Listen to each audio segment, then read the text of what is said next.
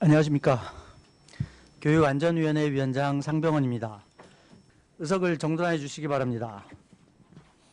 지방자치법 제41조 및 세종특별자치시의회 행정사무감사 및 조사에 관한 조례에 따라 교육안전위원회 소관 5일차 2018년도 행정사무감사 실시를 선언합니다. 교육정책국 소관에 대한 질의답변 시간을 갖도록 하겠습니다.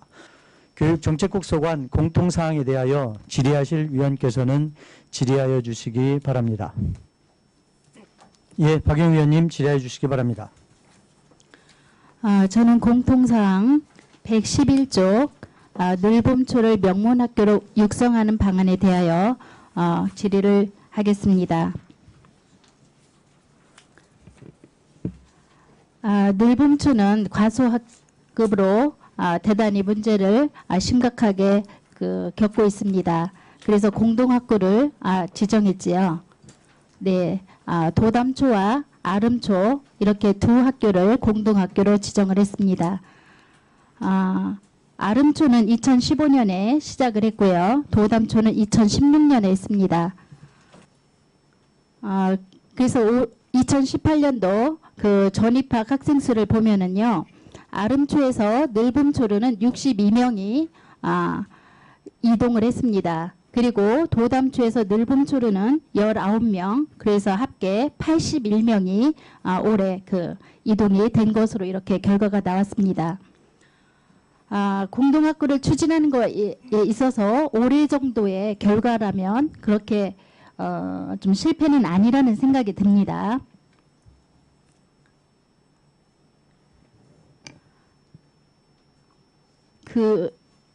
이제 올해 상황 그렇습니다. 그런데 아름초에서 늘봄초로 전입학 학생 수 추이를 보면 16년도에는 73명, 17년도 64명, 18년도 62명 이렇게 감소를 하고 있습니다.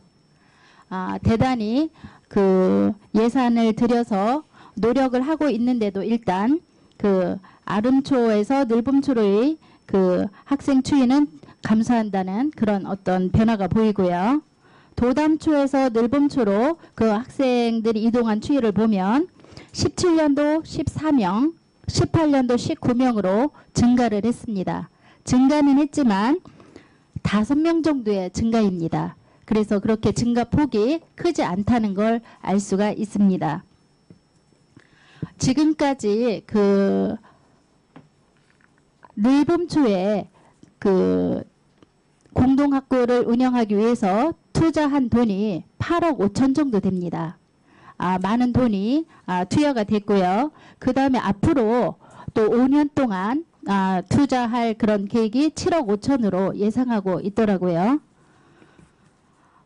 그러면 엄청난 액수라고 생각이 되는데요. 제가 그만큼 지원한 만큼 효율이 있는지 한번 살펴보는 그런 시간을 갖겠습니다.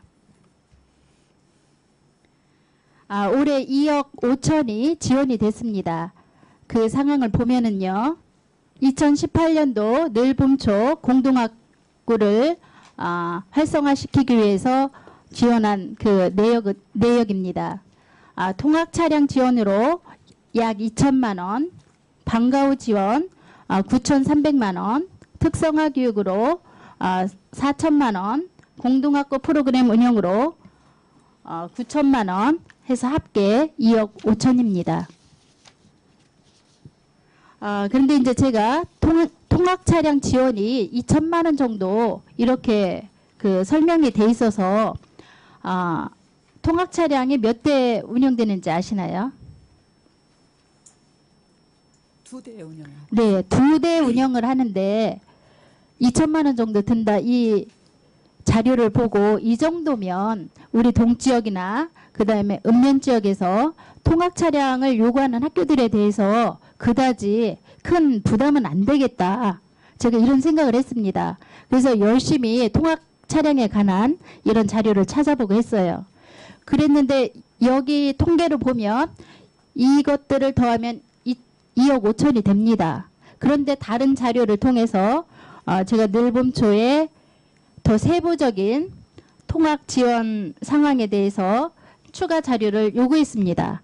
근데 통학 차량 지원이 2천이 아니고 훨씬 많은 액수였습니다.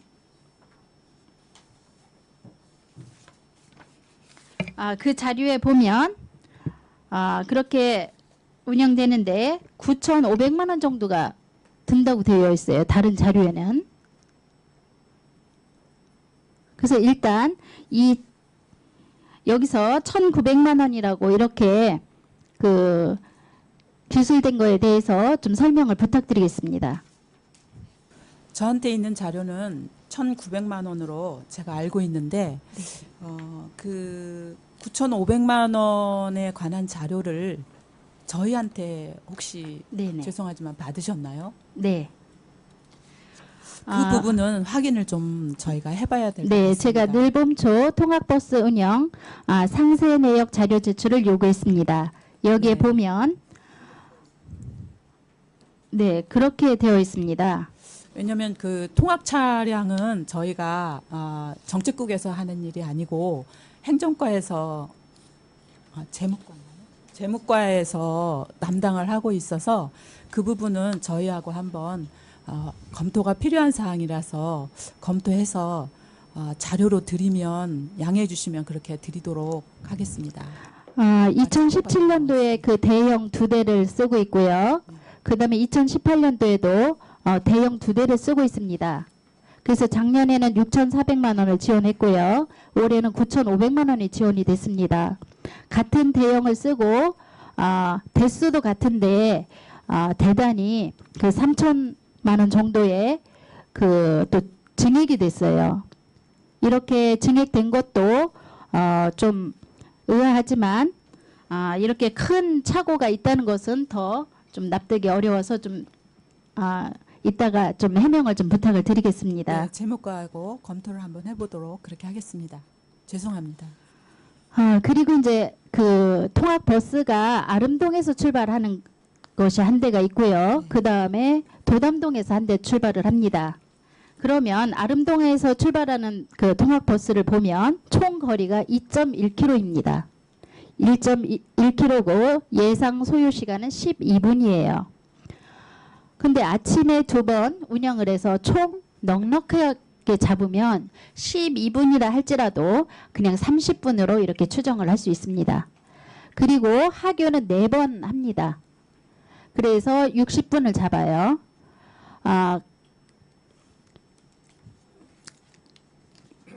그리고 도담동에서 그 차량 버스는 총 4km입니다. 좀 더 그 아름동보다는 좀 먼 거리라고 할 수 있어요. 여기는 등교할 때 1회만 운영을 합니다. 아름초는 2회로 운영을 하고요. 그만큼 이것만 보더라도 아름초에서 그 늘봄초로 오는 그 이동 학생이 훨씬 많은 거고요. 도담초는 별로 없습니다. 그리고 하교에는 2번을 운행을 합니다. 그리고 소요 시간은 25분 정도로 이렇게 이야기하고 있습니다. 25분인데요.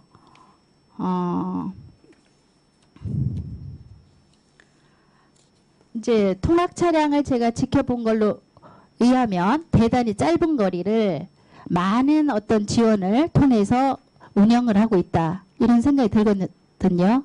그 읍면 지역의 먼 지역보다는 네. 그거에 대해서 좀 알고 계신 바가 있으신가요?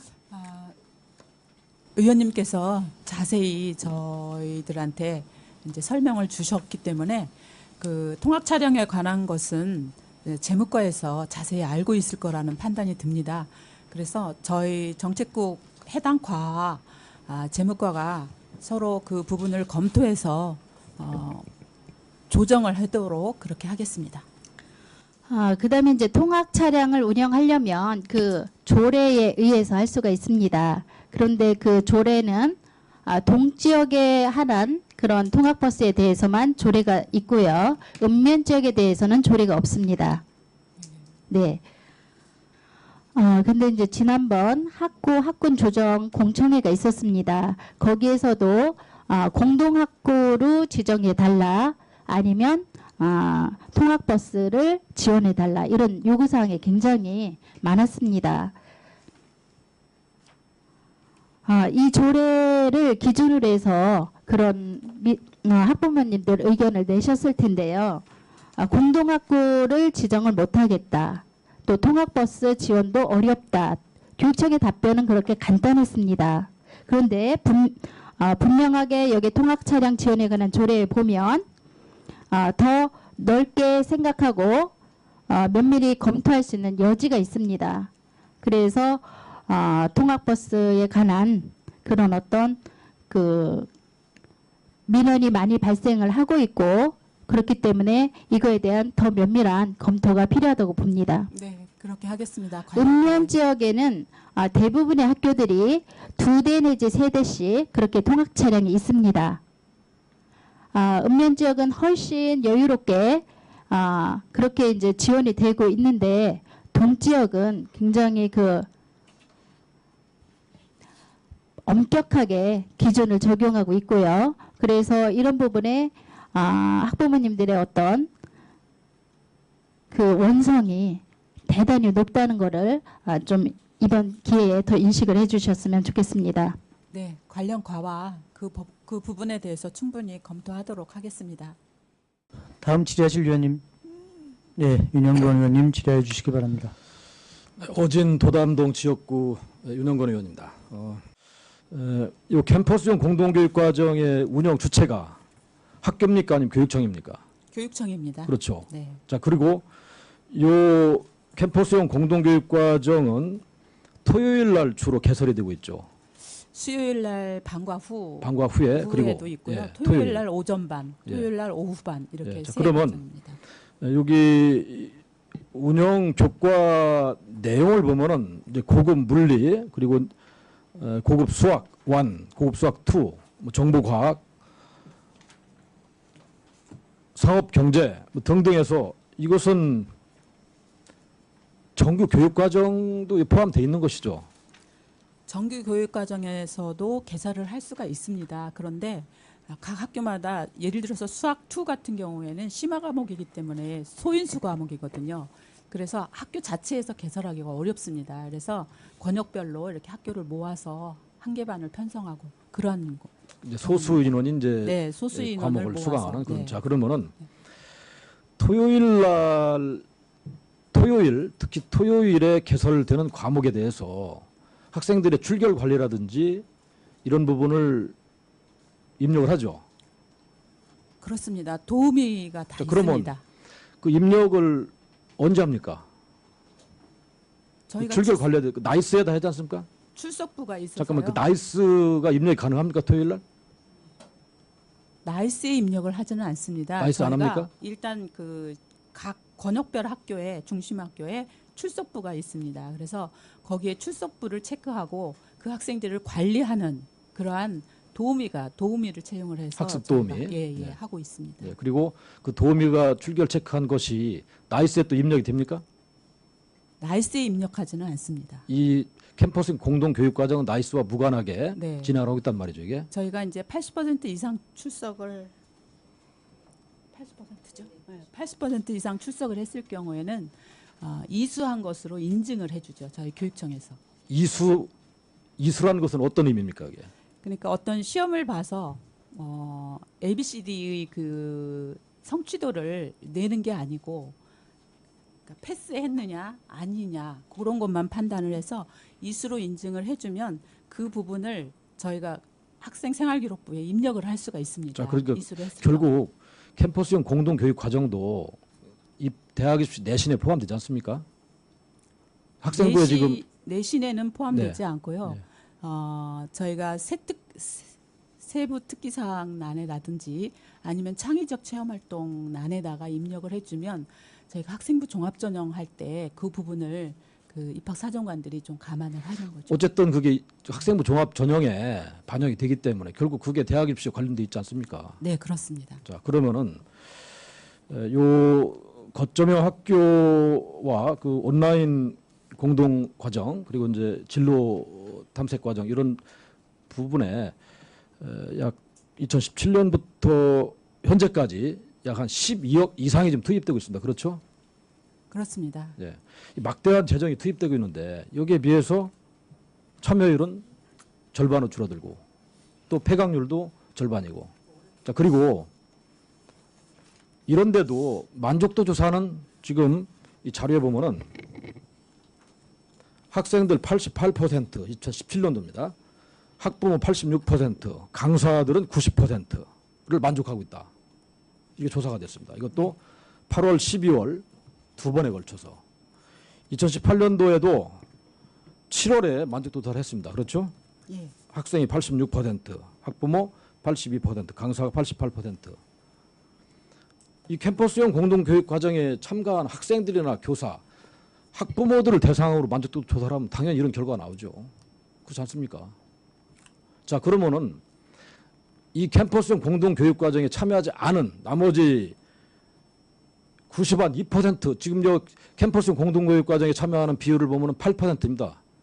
우리 집 관내 학생들이. 그렇죠? 자, 그러면은 나머지 학생들 학부모에 대해서도 이 조사를 해봤습니까? 왜 참여를 안 하는지, 또 왜 이 참여율이 폐강됐는지 이런 부분에 대해서 좀 조사를 해봤어요? 희망자가 없어서 폐강된 과목이 있고요. 아니 본인의 질문은 저희는 그 부분에 대해서는 해보지 않았습니다. 지금 이렇게 폐강률이 높고 참여율이 떨어지는데 만족도가 높은 걸로 이렇게 조사가 좀 돼 있습니다. 80% 이상이면 저희는 어느 정도 만족하고 본의원은 있다고 판단이 되는데요.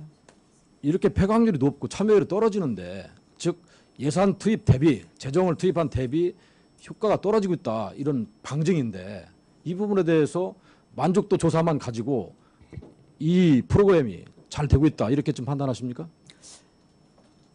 어쨌든 저희가 대입에 있어서 학생부 종합전형으로 가는 것이 저희 세종시 아이들에게는 좀 유리하다고 판단이 되고 그 부분에 일조를 하는 부분이 이 부분이기 때문에 이것은 계속 지속되어야 된다는 판단이 되고요. 저희가 2018학년도 2학기에는 49개 과목 43개 반에 540명, 550명 정도가 참여합니다. 저희가 얼마 전에 확정을 지었습니다.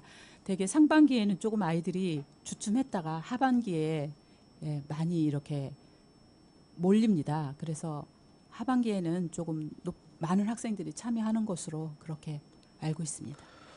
이 토요일 날 수업하는 부분에 대해서 어떤 근거가 있어야 합니다. 법률적, 제도적 근거가 있어야 되는데 실질적으로 그런 근거 없지 않습니까? 아까 학종, 그 학생부 종합 전형에 반영이 되고 있다는데 그건 결국 대학 입시랑 관련이 된 겁니다. 그렇지 않습니까? 그런데 이 토요일 날 수업하는 부분, 토요일 날 출결하는 그 체크하는 부분 이런 부분도 결국은 어떤 근거를 가지고 해야 되는데 정규교육 과정이 아니고 방과후 과정이기 때문에 주말에도 가능하다고 저희 생각합니다. 전체 방과후 과정이라 하더라도 결국은 이것이 대학 입시와 관련이 있지 않습니까? 지금 말씀하신 대로 학생부 종합전형에 이 캠퍼스형 공동과정을 함으로써 유리하다. 그리고 지금 정부는 학생부 종합전형이 문제가 많기 때문에 이것을 학생부 교과전형으로 좀 변경을 하고 있습니다. 그거 아시죠? 최근에 정부가 그걸 발표했지 않습니까? 교과 전형으로 하지는 않습니다. 아니 학생부 종합 전형에 여러 가지 문제가 많기 때문에 학생부 교과 전형으로 하겠다. 이런 방침을 지금 발표를 했는데 내신을 중시하겠다는 그런 부분인데요. 아직은 확실히 그 부분에 대해서 결정은 나지 않았습니다. 물론 지금 교과 전형으로 하겠다 뭐 이런 얘기는 아니 그건 언론에 지금 보도가 됐지 않습니까? 그런 부분으로. 자, 이게 아까 우리 국장님께서 이 사업에 대한 주도를 교육청에서 하고 있다고 그러는데 실제 학교 당국에서 이것을 주도를 해야 되지 않겠습니까? 학교에서 해야 되는데요. 학교 선생님들이 업무를 맡아서 하기에는 수업에 집중해야 할 수 있도록 저희가 업무를 덜어내는 지금 작업을 하고 있는데 이 캠퍼스형 공동교육과정 업무가 굉장히 많습니다. 그래서 저희 교육청에서 담당 장학사들이 하고 있습니다. 여기 지금 강사는 저 교사들이 하고 있지 않습니까? 예, 와는 그렇지만 네. 투는 모두 외부 강사입니다. 투는 그렇다 하더라도 공동교육권 1 과정은 교사들이 하고 있고 1 과정은 정규 교육 과정입니다. 내용이. 근데 이제 그 학교 자체만으로는 운영이 어려운 부분이 있기 때문에 소인수 과목 같은 경우는 권역별로 하기 때문에 저희 교육청에서 하는 게 맞다고 그 생각합니다. 거점 학교에 맡기면 되는 거 아닙니까 이게? 그리고 또 한 가지는 학생들 간의 이동 간의 문제, 이런 문제는 어떻게 해결하고 있습니까 지금? 저희가 이제 그 부분에서 가장 불만족이 높습니다. 이동이 이제 저희가 교통이 발달하지 않은 세종시다 보니까 그런 부분이 조금 어려워서 중간에 이제 중도 포기하는 학생들도 있고 거기에 대한 불만족이 많은데 그 부분은 시청과 계속 협의하고 있습니다. 시에서 그럼 이 토요일 날, 수요일 날 오후와 토요일 날, 특히 토요일 날 이 과목 캠퍼스 공동 교육 과정 때문에 어떤 버스 노선 변경이나 또 이런 부분을 좀 말씀하시는 겁니까? 아니면은 통학버스를 말씀하시는 겁니까? 저희가 이제 통학버스 부분도 검토를 하고 있고요. 시청에 저희가 그 시내버스 노선 같은 것도 많이 요청을 하고 있는 상황입니다. 근데 쉬운 일은 아니더라고요. 그 부분. 그 본의원이 좀 알기로는요. 이 토요일 날 이 소수의 학생들이 이런 수업을 받기 위해서 버스 노선을 변경하는 건 불가능합니다. 이 불가능한 걸 가지고 하겠다고 노력하는 그 자체가 잘못된 것입니다. 즉, 저 본의원이 지적하는 거는요. 이 사업에 대한 성공을 좀 보장하려면은 거점 학교의 학교 당국에서 운영을 해야 마땅하고, 또 한 가지는 학생들 간의 학교 간의 이동에 대해서 안전하게 그런 담보가 돼야 됩니다. 그 부분에 대해서 더 검토를 해보도록 그렇게 하겠습니다. 더 질의하실 위원이 계십니까? 네, 임채성 의원님. 네, 종촌동 지역구 임채성 의원입니다. 공통사항 218쪽을 봐주시기 바랍니다.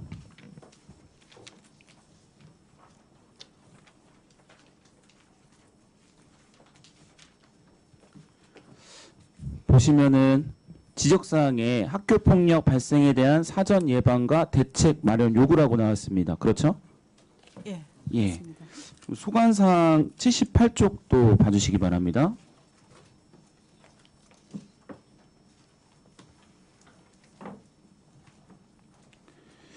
여기 보면 학교폭력 예방 선도학교, 어깨동무 학교라고 합니다. 그렇죠? 예, 그렇습니다. 네. 어깨동무 학교가 총 22개 교회예요. 네. 초등학교 4개, 중학교 12개, 고등학교 6개. 이렇게 선정되어서 특교금 5,200만 원이 지원되고 있습니다. 그렇죠? 예, 그렇습니다. 예. 이 선도학교 지정 절차는 어떻게 되나요? 일단 저희가 이 교육부 사업인데요. 학교폭력 그에 대한 전수조사를 저희가 매년 하고 있습니다.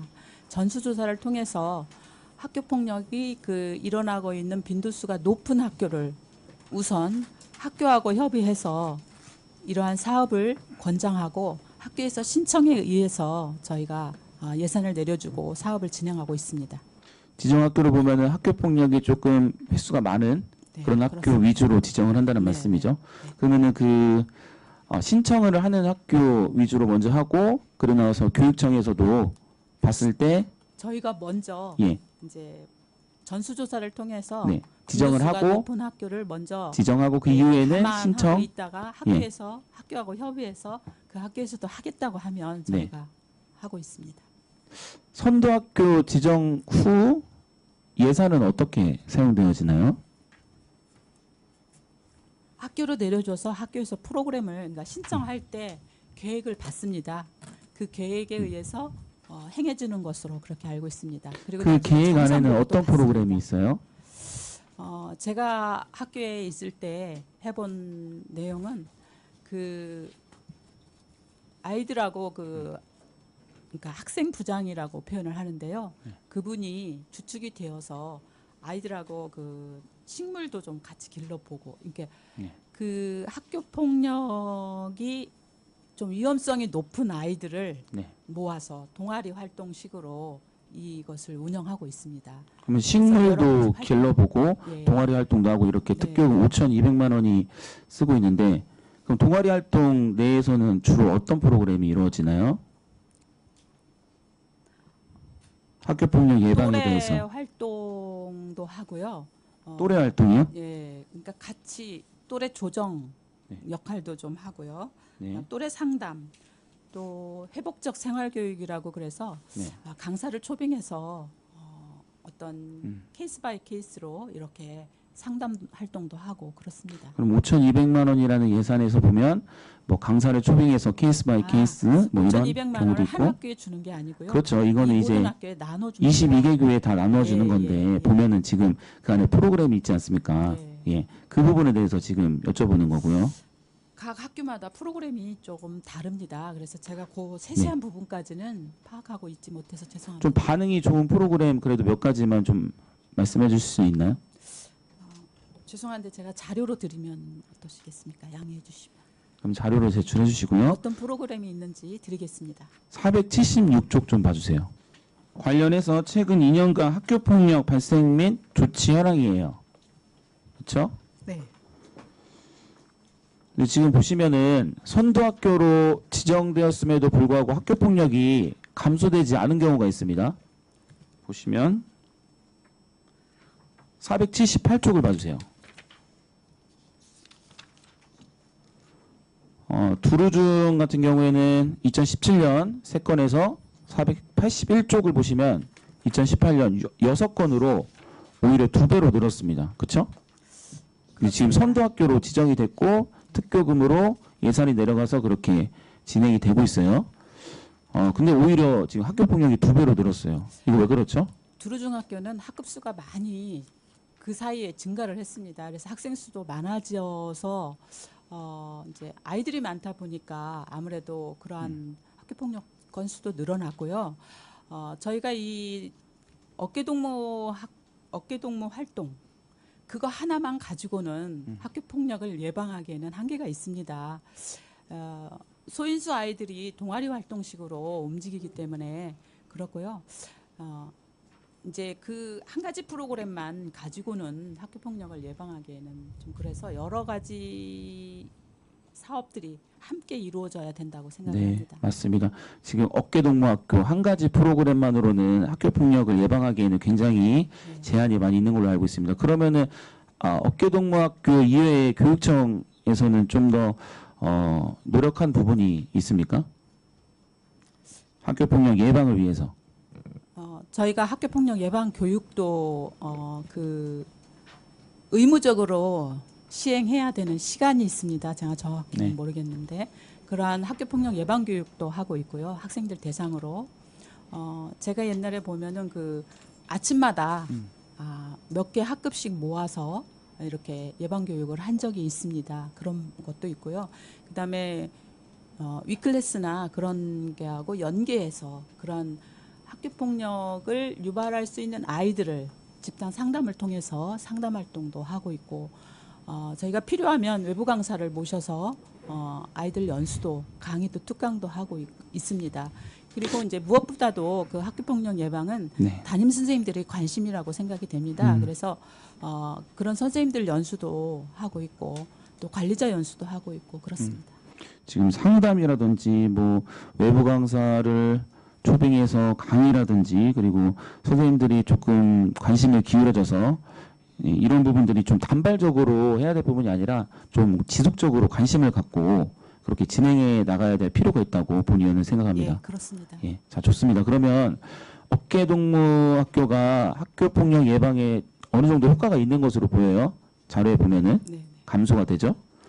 그 학교폭력 건수가 좀 많지 않은 초등학교보다는 중고등학교에 좀 집중하는 것에 대해서 어떻게 생각하시나요? 저희가 이제 이번 전수조사를 한 결과를 보면 그 학교폭력에 대한 민감도가 중학교에서 이제 초등학교 고학년으로 조금 내려간 느낌이 들어서 초등학교를 좀 보강을 해야 되겠다 이런 생각을 하고 있습니다. 그래도 중학교 내에서 이루어지는 학교폭력이 좀 더 많지 않나요? 아직은 그렇습니다. 그런데 미리 그래서 예방하자는 선생님들도 차원에서? 굉장히 중학교 선생님들이 어려워합니다. 그렇죠. 이런 부분들을 조금 더 교육청에서 살피셔가지고 우리 세종시 안에서만큼은 학교 폭력 좀 더 예방하고 좀 학교 폭력 발생 건수를 면밀히 좀 분석해서 선도학교 선정도 반영해 주시고 그리고 좀 더 예방하는 차원에서 여러 가지 프로그램이라든지 관심을 좀 더 기울여 주실 것을 권고드립니다. 네, 애쓰겠습니다. 이상입니다. 이번 시간은 위원장인 제가 먼저 질의를 하도록 하겠습니다.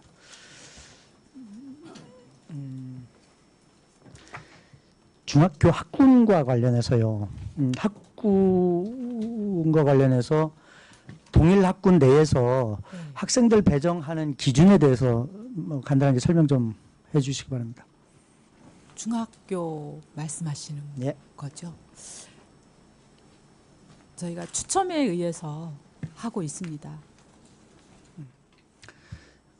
추첨해서 하시는데 이제 1지망, 2지망, 3지망 이렇게 이제 순위가 있고 그 순위에 따른 배정 비율도 있을 거고요. 이런 것을 좀 구체적으로 설명을 해주시기 바랍니다. 위원장님 양해해 주시면 담당 과장이 답변 드리도록 그렇게 네, 해당 하겠습니다. 과장님은 답변석으로 이동해 주시기 바랍니다. 교육과정과장 정회택입니다.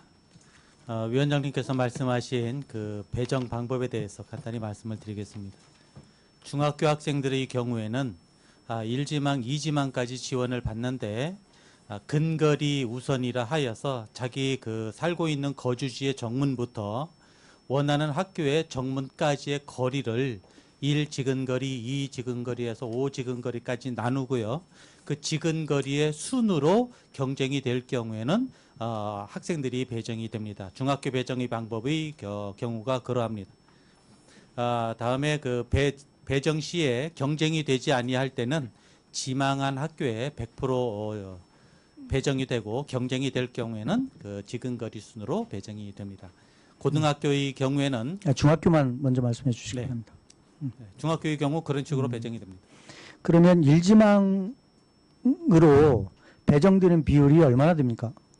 현재 그 정확한 비율은 제가 지금 인식을 하지 못하고 있지만 상당 부분 대부분의 경우에 1지망에 배정을 할 수 있도록 적극 노력을 하고 있습니다. 그러니까 학교의 배정에 관해서 실무를 담당하고 있는 과장님이 그 정확한 사유를 모른다는 것은 답변 내용이 좀 부실하다고 저는 생각을 합니다. 보통 한 80%, 80에서 85% 내외 아닌가요? 예, 그 정도는 이상 됩니다. 그러면 그 1지망에서 채우지 못한 15 내지 20%의 비율 정원은 어떻게 충원을 하죠? 충원을 한다는 말씀. 그러니까 1지망에서 그러니까 특정 학교에 네. 그 1지망에 80% 내지 85%가 이제 배정이 되고 배정이 되지 않은 그 15% 내외의 학생 정원을 어떤 방식으로 배정을 하죠? 정원 부분하고는 조금 좀 다른 부분인 것 같고요. 그 1지망 학생들이 자기가 원하는 학교에 자기가 희망한 학교에 배정되는 비율이 그 정도 되고 그 자기가 원하는 학교에 배정되지 못한 약 10% 남짓의 학생들은 제 2지망에 되어 있는 학교에 배정이 된다는 말씀. 그러면 과장님 말씀은 1지망으로 희망하는 학교에 다 100% 배정이 됩니까?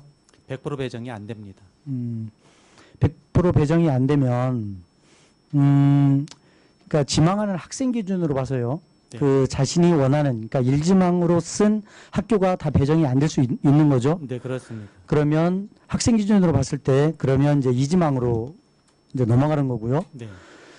그러면 바로 이제 그 부분이 제가 이제 질의하고자 하는 핵심인데 대부분의 학교에서 1지망으로 이제 그 배정이 끝나요. 그러면 1지망에 배정되지 못한 학생들은 이제 2지망으로 갈 수밖에 없단 말입니다. 네. 그러면 출신 학교 초등학교 기준으로 해서 2지망으로 학교를 진학하게 되면 학생 수가 그러니까 자신과 같이 졸업한 학생들이 소수가 2지망으로 갈 수밖에 없는 구조거든요. 그렇죠? 네, 그렇습니다. 과장님 들어가 주시기 바랍니다. 형식적 원칙을 견제하기 위해서 학생의 인권, 다시 말하면 정책의 소수자인 학생의 인권은 그러면 뒷전으로 밀려도 되는 건가요? 지금 이제 인권하고는 조금 저는 이제 제가 보충 관련 있긴 설명을 하지만, 드릴까요? 네. 인권하고 거리가 멀다고 국장님 답변하신 인식에 대해서 본 위원장은 우려가 됩니다. 중학교 한 반이 보통 23명 내지 25명입니다. 지금 아까 이제 그 국장님 답변 속에 일지망으로 중학교에 배정된 학생들이 이제 다수라고 이야기를 했는데요. 그러면 특정 학교 특정 초등학교 출신의 아이들이 중학교 한 반에 보통 20명 가까이 됩니다. 17, 8명 내지 20명 가까이 되는 학생들이 특정 초등학교를 졸업한 아이들이 대부분입니다. 그러면 그 중에서 자신만 홀로 교우관계 지난 초등학교 6년 동안 교우관계 없이 홀로 반배정된 학생들의 인권이 아니라고 국장님은 인식하시는 건가요? 인권하고 관련은 되는 부분은 있죠. 다소. 그렇지만 그게 전부라고 생각하지는 않습니다. 그러면 이렇게 말씀드릴까요? 국장님이 생각하시는 인권은 어떤 인권인가요? 사람이 누려야 할 권리를 인권이라고 생각을 합니다. 좀 구체적으로 설명을 해보시죠. 그 인권에는 이제 여러 가지의 권리가 포함되어 있겠죠. 학생의 입장에서 인권은 그 학교 생활을 즐겁게 할 수 있는, 즐겁게 해나가는 게 가장 큰 인권입니다. 네, 그 속에 가장 큰 부분을 차지하고 있는 게 교우 관계입니다. 네 그렇습니다. 그러면 본 의원이 얘기하는 이 내용 속에 그 소수로 배정된 학생이 지금 국장님이 생각하시는 그 인권을 인권답게 누리기 위해서 얼마나 많은 시간과 노력을 기울여야 될까요? 많은 시간이 필요할 것으로 판단이 됩니다. 그래서 많이 안타깝죠. 그런데 이제 아까도 말씀드렸지만 달리 생각해 보면 좀 적응력이 좀 좋아지지 않을까 그런 생각도 해봅니다. 그런 측면도 있을 겁니다. 그러면 그렇게 소수로 배정돼서 학교 생활을 시작해야 하는 학생들을 위해서 그러면 교육당국에서는 어떤 프로그램, 어떤 지원 프로그램을 갖고 있는지 또는 현실적으로 어떻게 진행하고 있는지 한번 설명을 해 주시기 바랍니다. 아직 그 부분까지는 저희가 챙기지 못했습니다. 앞으로 그러한 소수의 아이들이 배정된 학교에 그런 프로그램을 좀 안내하도록 그래서 진행하도록 그렇게 하겠습니다. 지금 국장님하고 저 사이에 짧게 질의응답이 오고 갔는데요. 본 의원이 생각하는 학생의 인권과 국장님이 생각하시는 인권의 개념이 굉장히 상이하다는 걸 다시 한번 느꼈습니다. 국장님 답변 속에 묻어있는 인권의 개념이 최기준 교육감님이 주장하는 인권의 개념하고도 좀 다른 것 같고 지금 국장님 말씀하신 것처럼 소수로 배정돼서 학교 생활을 시작하는 학생의 어려움이 국장님이 생각하는 것보다 훨씬 더 크고 고통스러운 측면이 있다는 걸 이 자리를 빌어서 인식을 좀 해주시면 좋겠습니다. 네, 그렇게 하겠습니다. 지금 국장님 답변 속에는 그 소수로 배정된 학생들에 대한 지원 프로그램, 상담 프로그램, 학교 생활을 초기에 원활하게 정착하기 위한 배려 이런 부분들이 전혀 없습니다. 별 고민한 흔적도 별로 없고요. 제도적으로 현재 진행되고 있는 부분도 없고요. 이러면서 어떻게 세종시 교육청이 학생 인권 조례를 운운하고 학생의 인권을 얘기할 수 있겠습니까? 앞으로 그 부분에 신경을 써서 진행을 하도록 그렇게 하겠습니다. 지금 사무감사 기간 중인데요. 교육청 내부적으로 좀 논의를 하셔서 이 부분에 대한 파악 비롯한 학생들 지원하는 방안을 좀 계획을 세우시고 본위원회에게 보고해 주시기 바랍니다. 네, 그렇게 하겠습니다. 국장님 언제까지 가능할까요? 다음 주 중에 드리도록 그렇게 하겠습니다. 알겠습니다. 기다리겠습니다. 네. 예, 손일 후보님 질의해 주시기 바랍니다.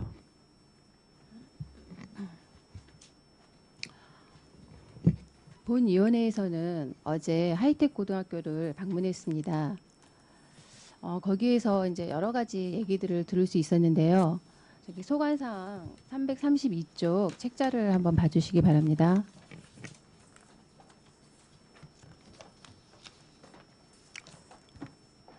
지금 여기 하이텍 고등학교에 대한 그 취업률이 나와 있습니다. 네.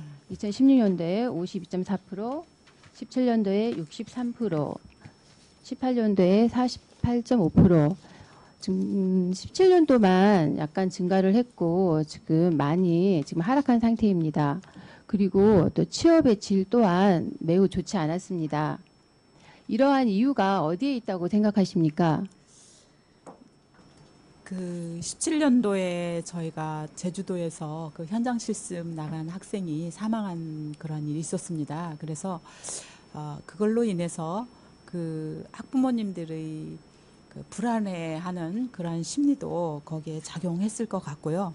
그다음에 그러면서 현장 실습이 6개월, 그러니까 2학기에서 한 달로 이렇게 줄어들었습니다. 그러면서 아마 업체하고의 그러한 어떤 연계 부분 이런 부분도 좀 차이가 있고 이것은 저희 하이텍뿐만이 아니라 전국적인 현상입니다. 그러면 그 취업의 질적인 문제를 향상시키기 위해서 어떤 노력을 해보셨습니까? 저희가 이제 그 취업 역량 강화라든가 NCS 기반 또 교육과정 이런 것들 그다음에 도지학교 뭐 여러 가지 사업들을 학교에 투입하고 운영을 하고 있는데 그 부분에 대한 효과가 그렇게 빨리 나타난 건 같지 않습니다. 그렇지만 저희 네, 노력을 그럼 하고 다음 있습니다. 질문. 입학 정원이 2017년도에는 13명이 미달이었고 18년도에는 26명이 미달이었습니다. 이유가 뭐라고 생각하십니까? 저희가 이제 하이텍고 같은 경우에는 충북에서 많은 학생들이 그 원래 충북에 있던 학교여서 근교에 있고 해서 많은 학생들이 입학을 했었는데요.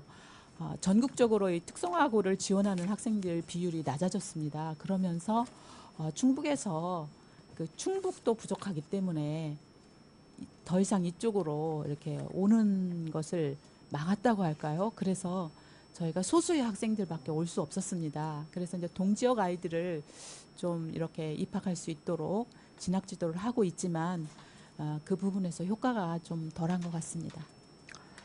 동지역 아이들과 읍면 지역 아이들을 입학시키기 위해서 어떤 구체적으로 노력은 해보셨습니까? 네, 저희가 이제 올해는 그 직업계고 토크 콘서트라든가 그런 것들도 좀 해보고요. 또 매직 사업이라고 그래서 아이들이 하이텍고에 들어가서 좀 행복하게 학교 생활을 할 수 있는 여러 가지 프로그램들을 적용을 하고 있습니다. 제가 현장에서 듣기로는 이유가 단순히 그것만 아닌 것 같고요. 가장 큰 이유는 통학버스, 그러니까 대중교통을 이용해서 그 학교로 가는데 시간이 너무 많이 걸린다는 데 있는 것 같습니다. 네. 거의 학교 버스 기다리는 시간, 뭐 갈아타는 시간 하면 2시간이 소요되는 걸로 알고 있는데 그 부분에 대한 대책이 있습니까? 저희가 그 부분은 한번 그 관련과와 협의를 좀 해보도록 그렇게 하겠습니다. 그리고 하이텍고가 지금 학업 중단자 수가 일반계 고등학교에 비해서 지금 많이 높고 있습니다. 많이 높은데요. 거기에 대한 대책도 생각해 보셨습니까? 그 부분은 이제 조금 이렇게 열악한 아이들이 조금 오는 비율이 높습니다. 하이텍고가. 그래서 그런 부분들이 영향이 있고요.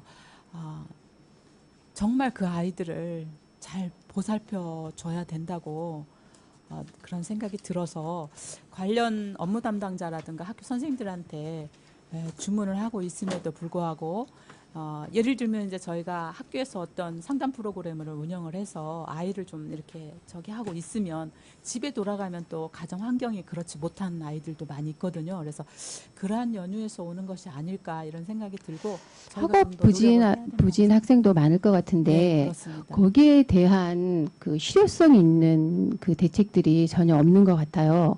네. 거기에 대한 대책도 네. 함께 마련해 주시기 바랍니다. 네, 그렇게 하겠습니다. 그리고 지금 하이테코가 지금 이런 상황에 지금 처해 있지 않습니까? 취업률도 낮아지고 취업의 질도 떨어진 데다가 학업 중단자 수도 많고 또 입학 정원은 점점 줄어들고 이런 상황이 지금 몇 년 전부터 지금 일어나고 있는데 제2특성화고가 지금 생긴다고 알고 있습니다. 2020년 개교를 목표로 하고 있죠.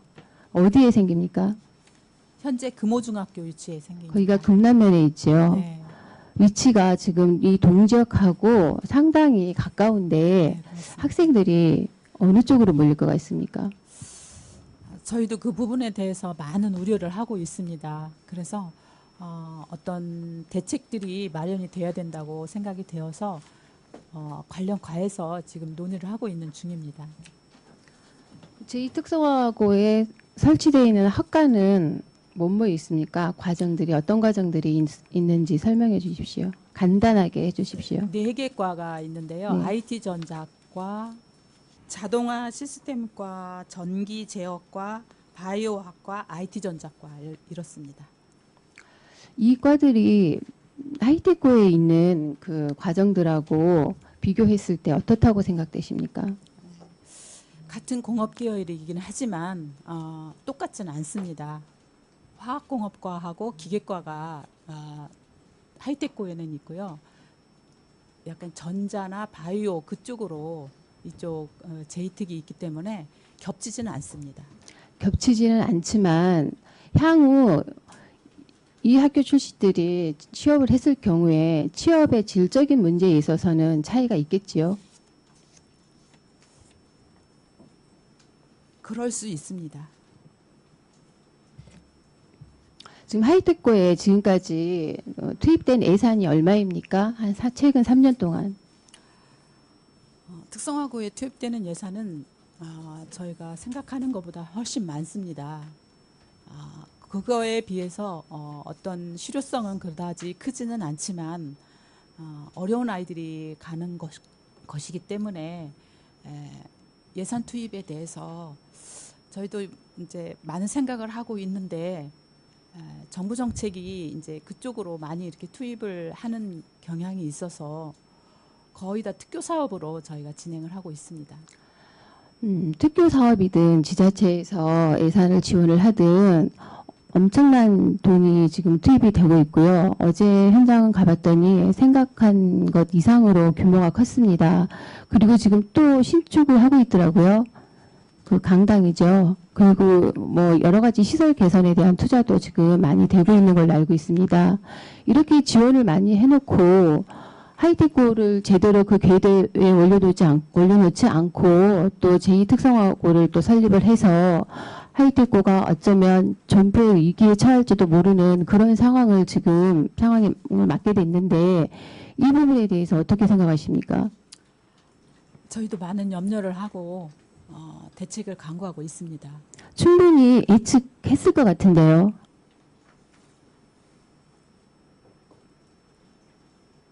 여러 가지 그 예측을 하긴 했지만 여러 가지의 그동안의 그 상황들이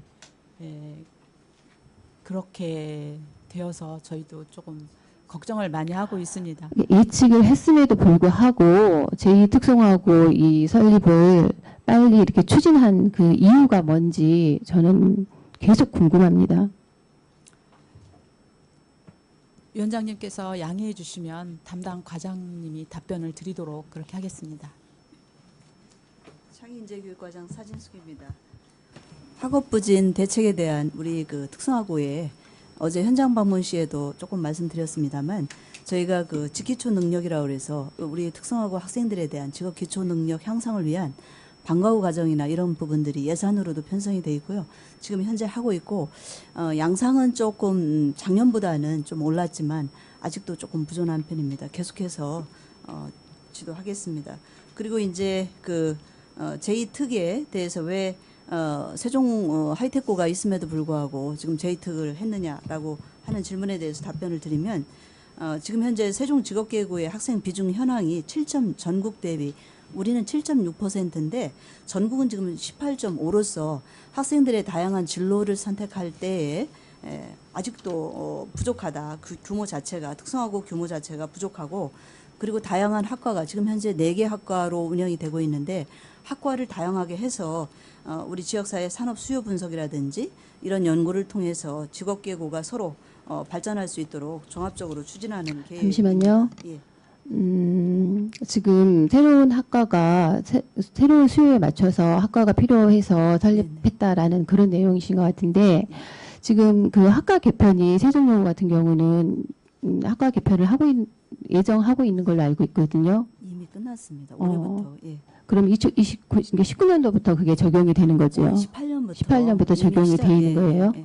그러면 하이테크는 교과를 다시 이렇게 개편하기가 어렵습니까? 이미 하이테크는 2013년도에 학과가 구조화가 됐잖아요. 되고 NCS라고 하는 국가교육과정이 들어오면서 NCS가 하면 학과에 맞게 여러 가지 시설이나 이런 것들이 실습 시설들이 들어오기 때문에 NCS의 교육과정이 끝날 때까지는 학과 재구조화를 할 수가 없습니다. 근데 이제 우리 NCS 교육과정이 19년도에 끝나거든요. 그래서 19년도가 지나면 한번 검토해 볼 일입니다. 제2특성화고가 지금 이미 설립이 돼서 2000년도에 지금 개교를 지금 목표로 하고 있고 이제 이렇게 이미 이루어진 상황에 대해서는 어쩔 수가 없습니다. 그런데 하이테크의 그 학생들 입학 정원이 지금 계속 줄어들고 있는 것에 대해서는 정말 조속한 대책이 필요하다고 저는 생각합니다. 그리고 지금 이런 상황들이 어떤 교과 과정이라든지 학교 위치라든지 뭐 교통 여건이라든지 이런 상황들 때문에 그 학교 학부모들은 그 하이테크의 그 존폐에 대한 그런 위기감까지도 지금 느끼고 있거든요. 네네. 거기에 대해서 이렇게 하이테크 고등학교가 현재 당면하고 있는 이런 문제들에 대해서 다각적으로 검토를 하셔서 구체적인 대안을 제시해 주시기 바랍니다. 그리고 제가 오늘 이거 회의 시작 전에 요구한 자료들이 있습니다. 그 자료들도 정확히 준비를 해서 같이 제출해 주시기 바랍니다. 이상입니다. 더 질의하실 위원님이 안 계시므로 교육정책국소관 공통사항에 대한 질의를 마치겠습니다. 감사를 중지하겠습니다.